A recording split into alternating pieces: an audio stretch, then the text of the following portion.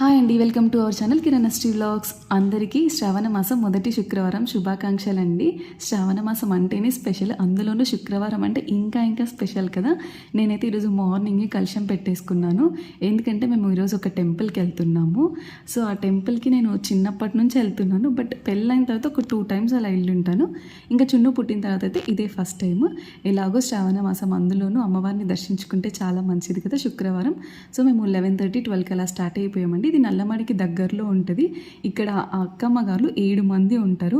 చాలా పవర్ఫుల్ అండి. ఎవరైనా రావాలి అనుకుంటే శుక్రవారం రోజు రండి. అండ్ అలాగే ఇక్కడ అమ్మవారికి పైలోకి వస్తుంది ఒక స్వామికి. మీరు ఏమైనా అడగాలి అనుకుంటే కూడా అడగొచ్చు.